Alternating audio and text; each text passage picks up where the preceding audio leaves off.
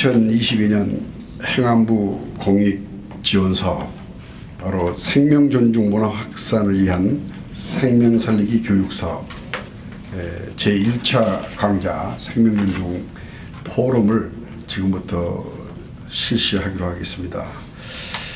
오늘 첫 강좌는 이곳 수은회관 천도교입니다. 생명존중운동과 동학의 인내천 생명사상을 주제로 한 오늘 생명존중 포럼의 첫 인사 말씀을 해주실 종교인연대 우리 김대선 교무님을 모시도록 하겠습니다. 인사 말씀 부탁드립니다. 네, 반갑습니다.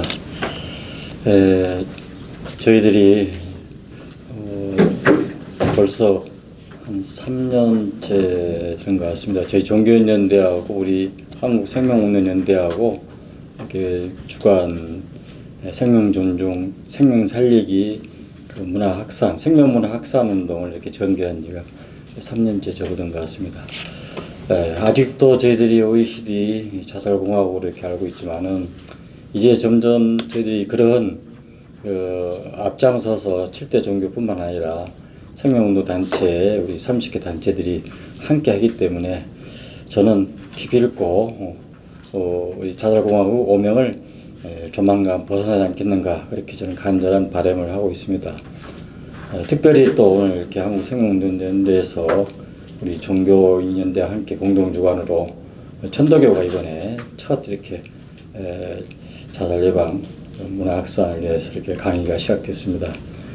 천도교는 저희들이 동학의 사상이 인내천이죠. 그러니까 인내천은 그 가운데 천도교 사상의 핵심 사상입니다. 그러니까 그 핵심 사상을 이렇게 들여다보면 다 이 생명과 아주 불가분한 관계가 있다고 생각이 됩니다. 그래서 저는 늘 종교의 본령은 생명이다. 그런 소신을 가지고 있기 때문에 앞장서서 이렇게 해오신 천도교 교단이 지금까지 160년 동안 이 생명운동을 하셨다고 저는 생각이 됩니다. 그러나 그런 운동들이 저희들이 가슴에 이렇게 많은 사람들에게 울림이 없었다고 생각이 됩니다. 그러나 이제 앞으로 그런 울림이 있었으면 좋겠다는 그런 간절한 바람을 가지고 옵니다. 최근에 이렇게 제가 지난달에 얼마 전이죠. 저희들이 DMZ 가서 생명의정원 나무 심기를 하고 오면서 만해마을에 이렇게 잠깐 들렸습니다. 근데 그 만해 선생님께서 자유는 그러니까 생명의 만유의 생명이고 또 이제 평화는 인류 행복이다 이렇게 말씀하셨더만, 그러니까 이 생명 평화는 결국은 인류의 행복의 그런 지름길이다 생각이 됩니다. 그래서 오늘 이 두 분 윤정현 총장님과 임영진 우리 박사님께서 이렇게 발표해 주셔서 너무 감사드리고 우리 유튜브 독자들께서도 오늘 좋은 강좌이기 때문에 많은 분들이 끝까지 시청을 통해서 다시금 저희들 스스로를 성찰하고 또 더 나아가서는 한국 사회 모든 분들에게 생명의 그런 존중함을 널리 알릴 수 있는 그런 기원이 됐으면 좋겠습니다. 감사드립니다. 저는 현재 한국생명운동연대 공동대표면서 사무총장을 맡고 있습니다. 저의 활동은 52년 동안 활동해온 흥사단 활동, 대학교 다닐 때부터 흥사단 단으로 입단을 해서 현재까지 흥사단 활동을 52년째 지금 하고 있습니다. 저는 통일운동 쪽 흥사단 민족통일운동본부의 사무처장도 하고 대협력위원장도 하고 현재는 흥사단 민족통일운동본부의 공동대표로 활동하고 있습니다.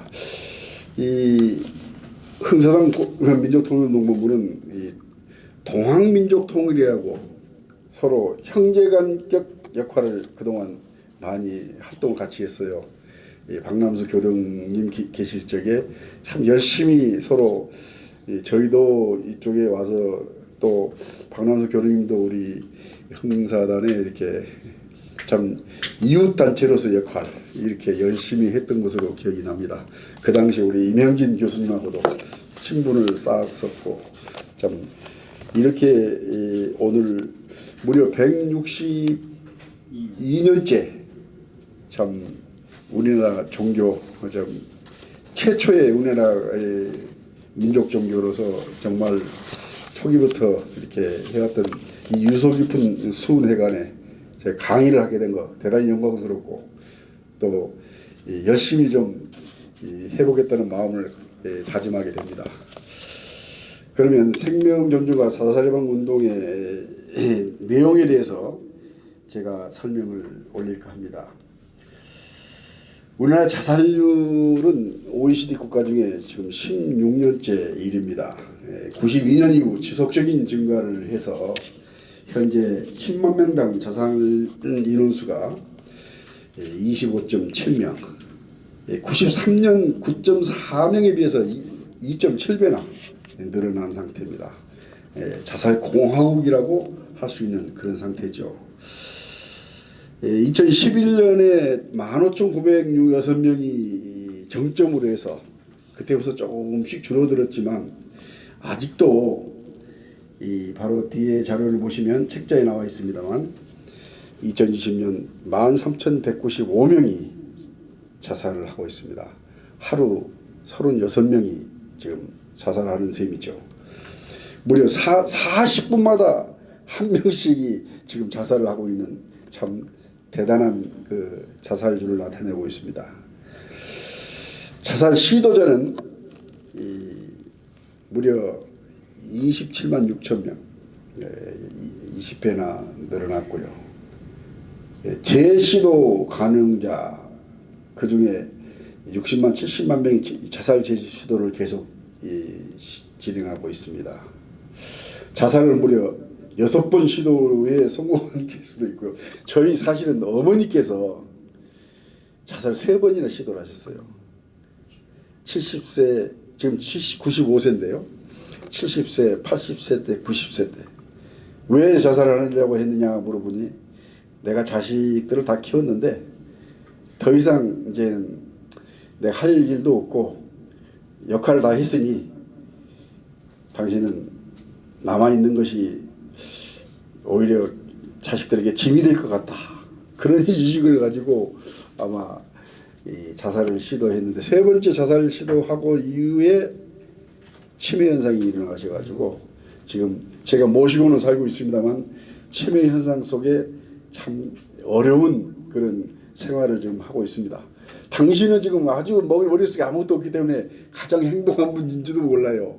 그러나 우리 가족들은 이 치매에 계신 어머니 이렇게 모시는 거 바로 자살 시도를 했기 때문에 그런 결과가 나왔고 병원에 가서 진료를 받으면서 그런 상황이 생겼기 때문에 대단히 어려운 상황 실제 저는 체험하고 있는 상태에 있습니다. 성인 인구의 약 10%가 자살 직접 당사자가 있고요. 또 자살 또는 자살 시도자로 인한 경제적인 소실이 무려 6조 5천만 원이나 5천억이라는 그런 무시무시한 현재 손실을 나타내고 있습니다. 생명의 가치에 대한 얘기를 좀 나눠보시죠. 헌법적 생명 가치 대법원 판례에 나와 있는 자료입니다. 생명 한 번 잃으면 영원히 회복할 수 없고 이 세상 무엇과도 바꿀 수 없는 절대적인 존재이고 한 사람의 생명은 전 지구보다 무겁고 또 귀중하고도 엄숙한 것이다. 이런 내용이 바로 헌법 대법원 판례 조항에 나와 있습니다. 이게 63년 2월 28일자 선고고요. 또 67년 9월 19일자 선고에 그러한 내용이 똑같이 인용이 되고 있습니다. 존엄한 인간 존재의 근원 바로 대법원에서도 이런 내용을 얘기하고 있습니다. 또 자살 예방법 제3조에 국민의 권리와 의무가 있습니다. 국민은 자살 위험에 노출되거나 스스로 노출되었다고 판단할 경우는 국가 및 지방자치단체의 도움을 요청할 권리가 있다. 또 국민은 국가 및 지방자치단체가 자살 예방 정책을 수립 시행함에 있어서 적극 협조해야 하며 자살을 할 위험성이 높은 자를 발견할 경우에는 구조되도록 조치를 취해야 한다 하는 그런 자살 예방법 조항이 있습니다. 그만큼 생명 가치에 대한 인식을 법적으로 뒷받침을 해주고 있는 셈이죠. 자살은 사회적인 문제입니다. 흔히 자살 문제를 개인의 문제, 또 그분 자살 시도자의 이 주변 참 가족들 문제 이런 등등으로 이렇게 얘기를 많이 하는데 이건 있을 수 없는 일입니다. 물론 개인의 심리나 정신 분석적인 문제 때문에 자살 그 원인이 발생할 수도 있을 것이지만 사회적인 경제적인 원리, 바로 사회 구조 문제, 제도적인 문제 이런 시각으로 이제는 우리가 쳐다봐야 한다. 자살은 사회적인 문제다 하는 점을 말씀드리고 싶고요. 그 다음에 외국인 자살 예방 조직은 어떻게 시작했느냐 하는 내용을 간단히 소개를 올리면요. 호주의 그 시드니 본부에 두고 있는 국제 조직이 바로 라이프라인 인터내셔널 라이프라인 인터내셔널, 그러니까 생명의 전화죠. 생명의 전화. 호주 시드니 본부. 76년도에 한국 최초로 전화 상담 기구가 출범을 했고요. 24시간 365일 연중 무휴의 긴급 전화를 운영하고 있습니다. 전국 18개 도시에 3,500여 명의 훈련받은 자원봉사 상담원들이 긴급 그 전화를 받아서 자살 예방에 도움을 주고 있습니다. 이런 내용들이 현재 추진하고 있는, 우리나라는 어떻게 자살 예방 운동이 또 시민 운동이 진척이 됐느냐 하는 것을 표로 나타내 보았습니다. 경실련에서 최초의 시민 운동이 시작됐는데요. 그러고 나서 참여 민주주의 인권을 위한 참여연대, 그리고 그 다음에 시민사회단체 협의회가 해산되면서 진보단체와 보수단체로 이 단체가 둘로 갈라지죠. 그러고 나서 이제 최근 들어서는 인터넷을 통한 시민활동 활성화가 이루어지고 있는 상황인데요. 여기에 관련해서 우리 생명운동은 어떻게 변화했었는지를 한번 같이 연계해서 보시면 좋을 것 같습니다. 참여연대가 생기면서 시민사회, 시민운동의 어떤 새로운 지평을 형성하게 됐고요. 특히 그 소인 그 주권 운동을 펼치면서 참여연대가 아주 이름난 그런 활동을 했는데요. 세 번째 바로 이 진보단체와 보수단체에 갈라진 그런 상황은 바로 선거운동이었습니다. 경실련이나 흥사단이라고 하는 그런 단체에서는 주로 소위 선거를 어떤 공명선거를 하자. 법에 현재 있는 법에 의해서 공명선거하는 방향으로 가자 하는 것이 그동안에 했던 것을 지켜가면서 해나가자는 개념이었고, 참여연대, 환경연합 뭐 이런 그 진보단체의 경우는 낙선운동을 펼쳤죠. 이 후보 중에 문제가 있는 사람들은 떨어뜨려야 한다. 근데 그건 위법이 아닌가 하는 얘기를 했었습니다만은 사실상 이건 선진국들이 그렇게 많이 하고 있었기 때문에 그건 결국 헌법 쪽에서 이 법률 쪽에서 이건 인정해주는 낙선운동 자체를 그 시민운동의 하나로 봐주는 입장이 돼서 진보단체와 이 공선협을 위주로 한 단체, 그리고 낙선운동을 한 단체, 이 두 개 단체로 지금 나눠지면서 시민운동이 두 갈래로 갈라진 바 있습니다. 그러다가 최근 들어서는 코로나 때문에 인터넷의 개방성, 탈중심성, 또 상호작용성, 평등성, 누구나 인터넷상에서 서로 주장할 수 있고 여론을 만들어낼 수 있고 그런 과정에 거쳐서 시민운동이 변화해서 이루어지고 있는 상태입니다. 그럼 자살예방 운동은 어떻게 전개가 됐느냐? 2004년도에 제1차 자살 예방 종합대책이 정부에서 만들어졌습니다. 2004년부터 5개년 계기죠. 2008년까지 국가가 최초로 자살 예방에 관심을 두고 자살에 대한 인식 개선을 위한 사회적 여론을 환기시켰던 그런 과정입니다. 물론 그 당시 자살률이 굉장히 늘어났기 때문에 그렇게 할 수밖에 없었겠죠.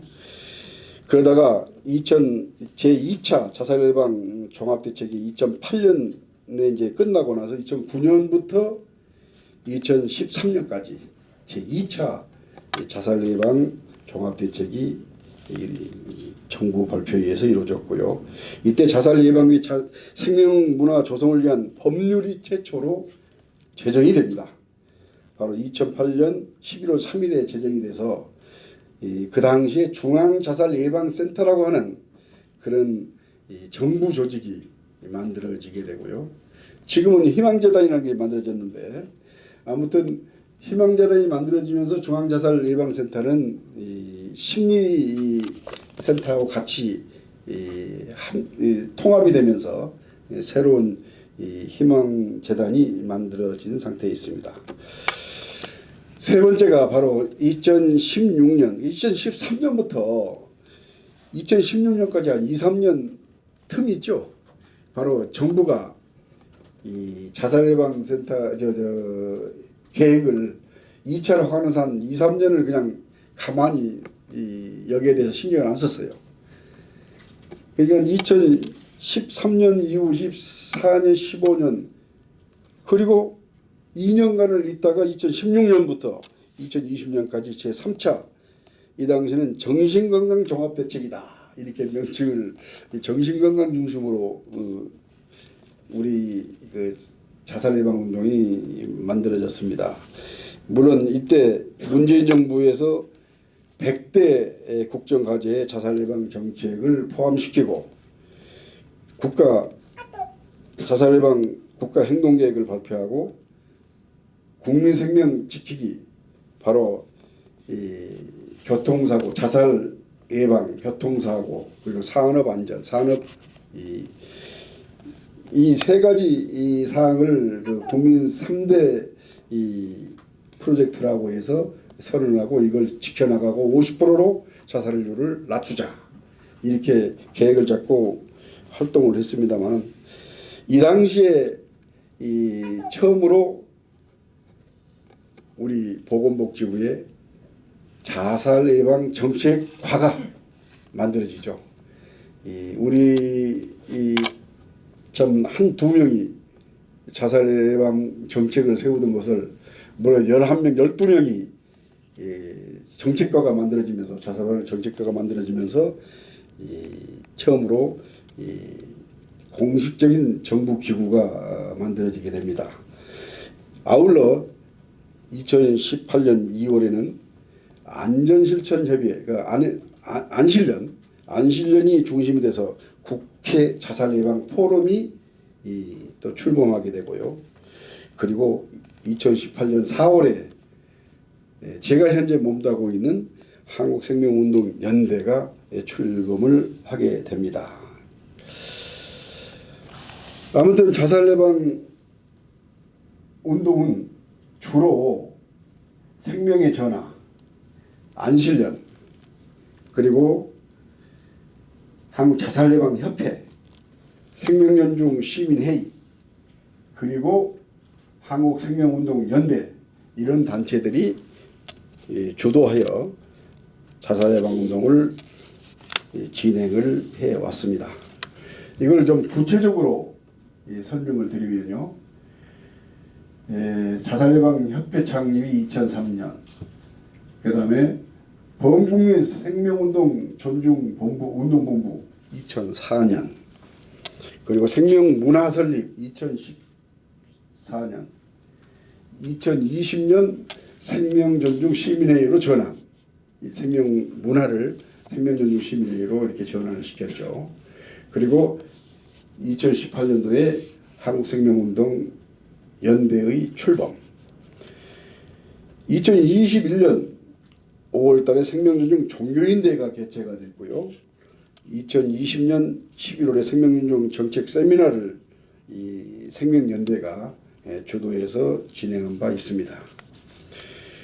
그리고 2020년부터 22년까지 생명존중 인식 확산을 위한 생명사랑 동산, 바로 식목행사가 진행을 했고, 현재까지 매년 이런 식목행사를 진행하고 열린 강연회를, 바로 생명존중 포럼, 현재 하고 있는 사업을 진행하고 있는 상태입니다.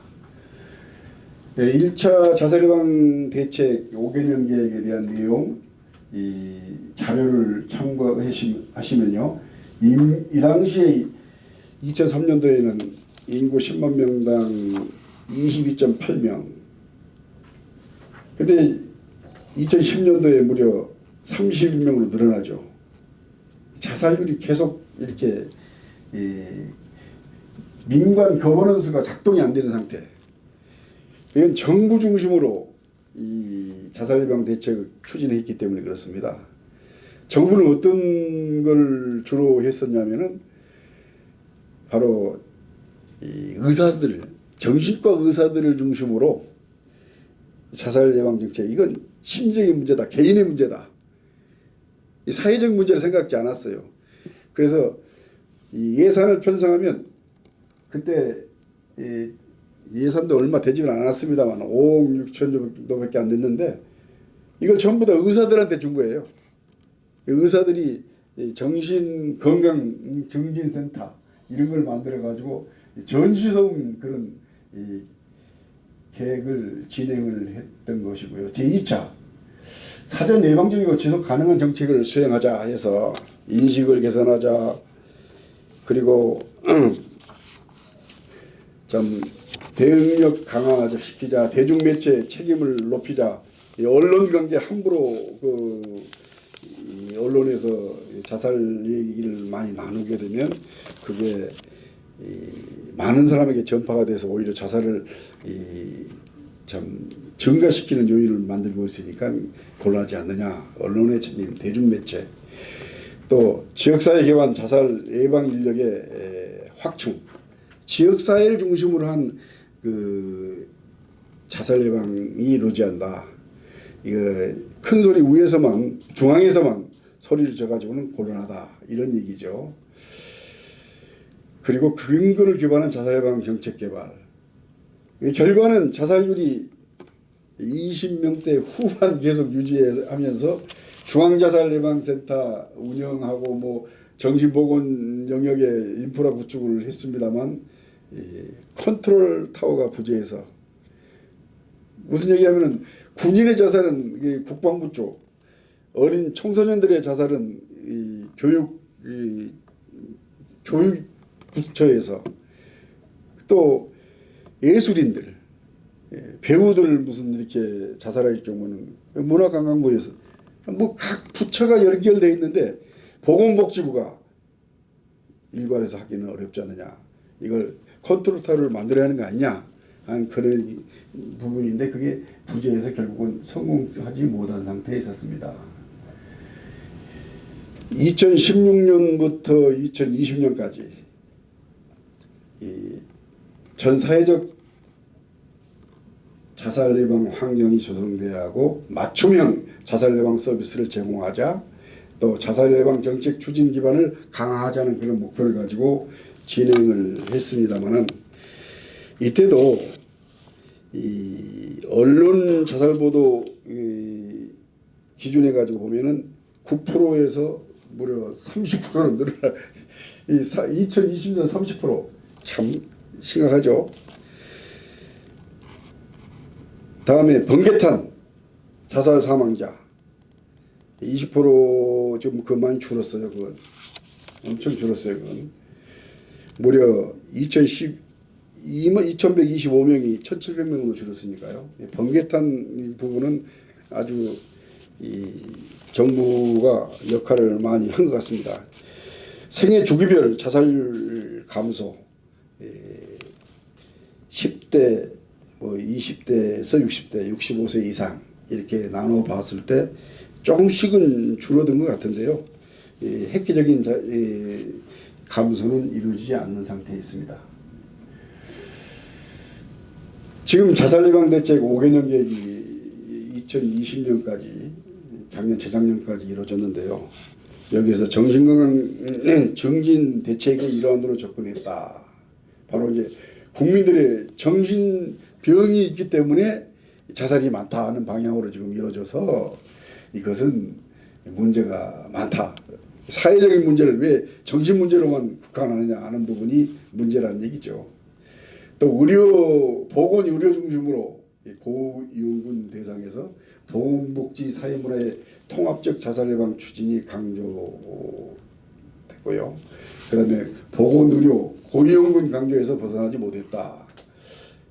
사실은 자생적으로 우리 국민들의 사회적인 인식 속에서 이렇게 자살 예방 대책이 이루어지고 진행을 했다면 그렇지 못했을 텐데 정부 중심 또 보건의료 중심 그리고 예산도 거기에다만 치우친 그런 상태에서 제대로 진행이 안 됐다는 그런 말씀을 드립니다. 2018년, 2022년까지 바로 이제 문재인 정부 들어와서 국민 생명 살리기 3대 과제, 자살 예방, 교통안전, 그리고 산업안전 이 세 가지를 3대 과제로 해가지고 추진을 했죠. 인구 10만 명당 38명대 이를 반으로 줄이자, 17명대로 줄이자. 이 목표를 금년도까지 17명이 될 수가 없습니다.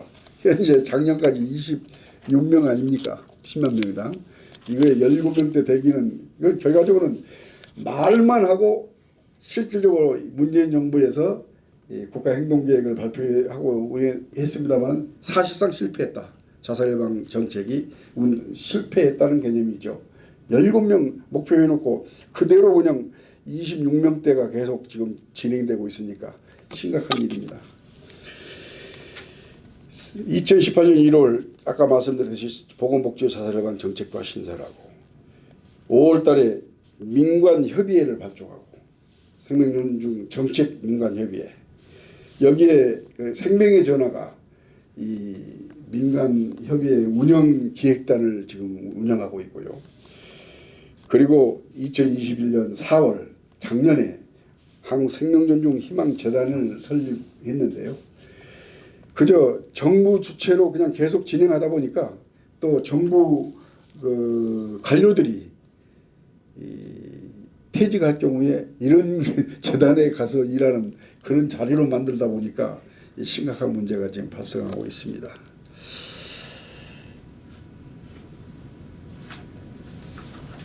자, 코로나.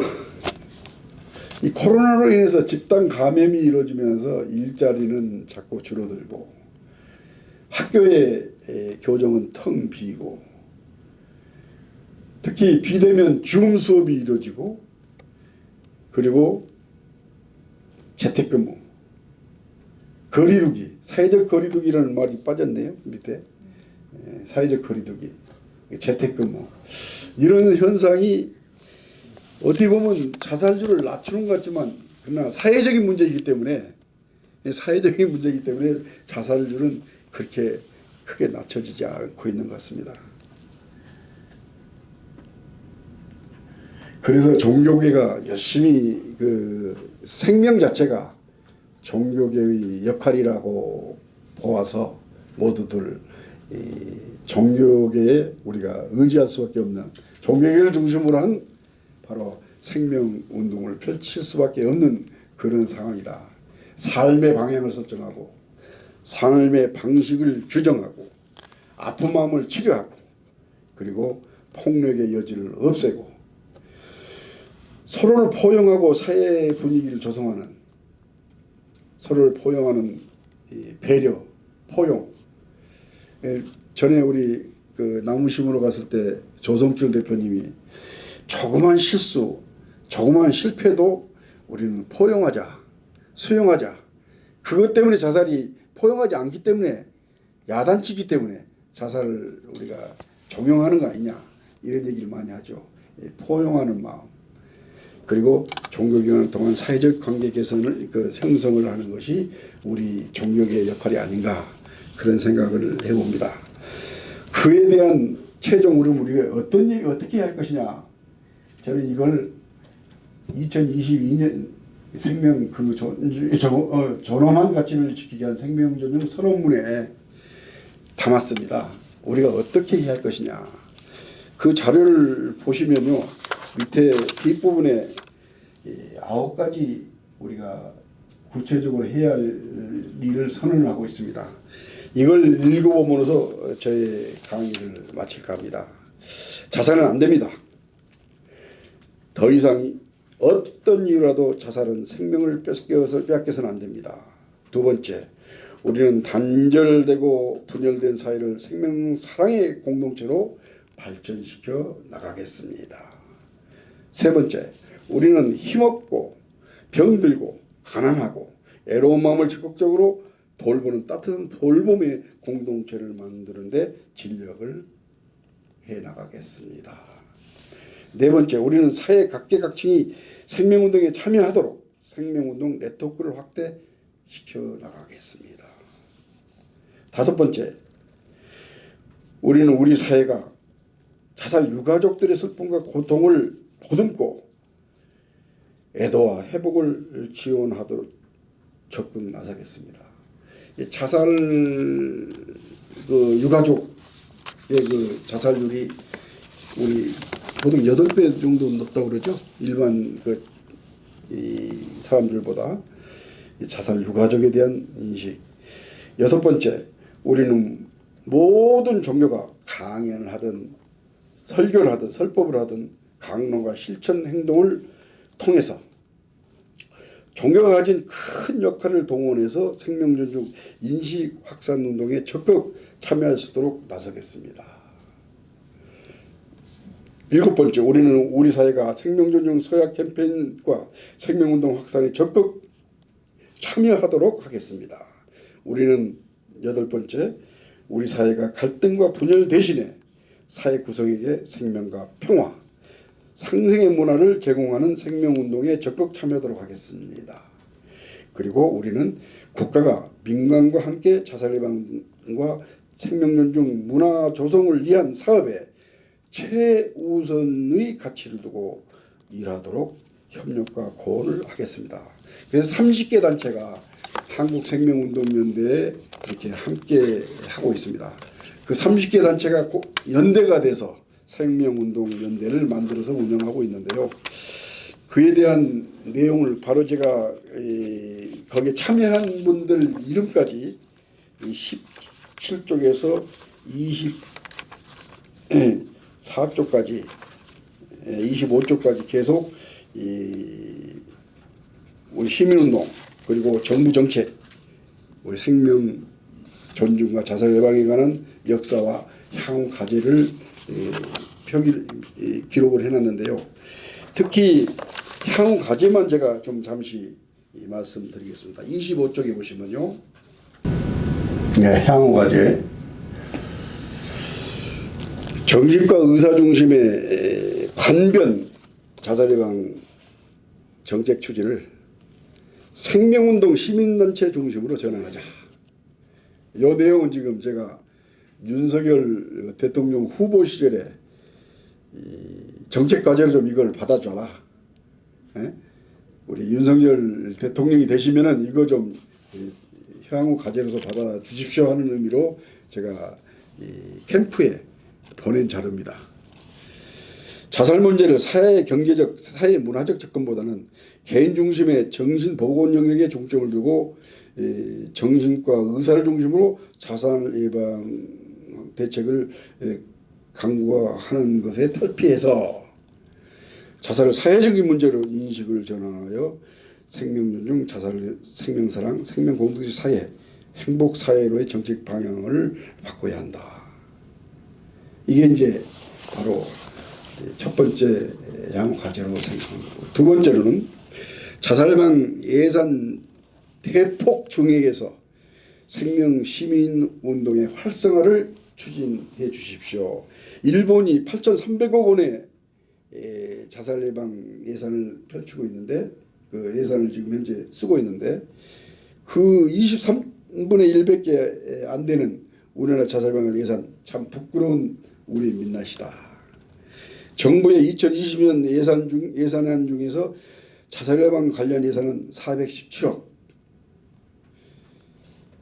원으로서 현재 올해 그러니까 2021년도에 368억보다는 조금 증액을 했습니다만은 수표 예산으로 불리는 2020년 전체 예산안 607.7조 607조 원의 0.007%에 불과하는 거기에 미치지도 못하는 수준이다.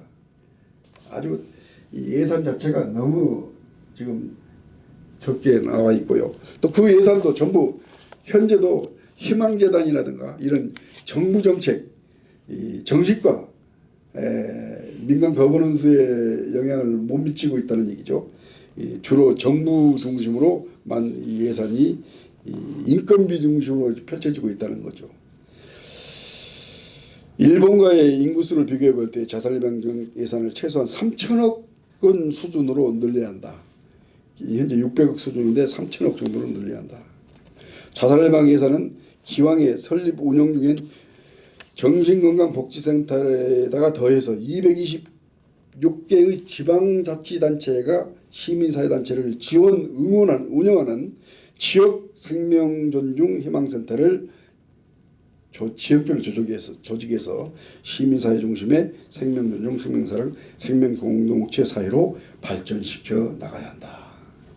하는 게 두 번째 이제 생명운동을 예산을 늘려서 좀 지원하자 하는 것이 두 번째였고요. 세 번째, 생명존중 지방 자살 예방 단체 교육 프로그램 그리고 생명사랑 지킴이 계획적인 육성 관리를 해줘야 합니다. 그렇게 하기 위해서는 생명존중 연구소를 설립해 주십시오.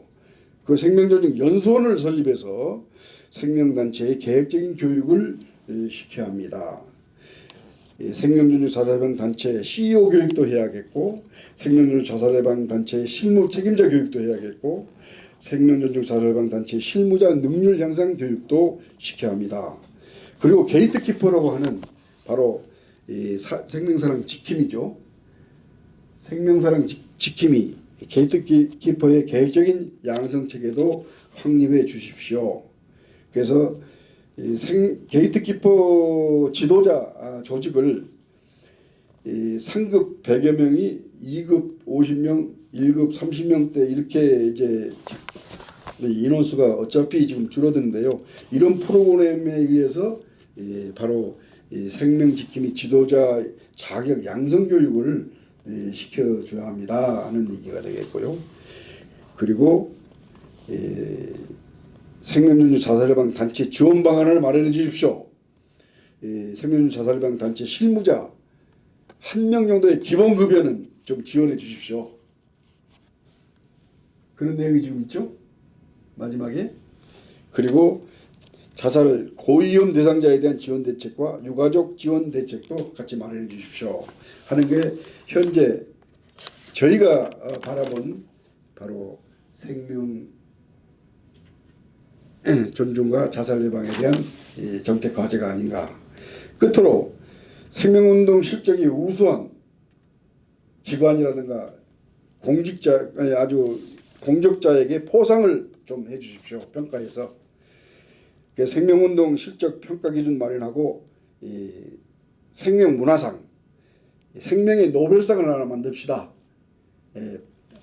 그리고 대통령 표창, 국무총리 표창, 각 부처 장관상 이런 등등을 만들어서 생명운동 평가 우수기관 이렇게 지원하는 프로그램을 만들어 주십시오 하는 게 대통령님께 제가 보낸 자료 중에 하나입니다. 이걸 소개해 드리면서 제 말씀을 마치도록 하겠습니다. 감사합니다.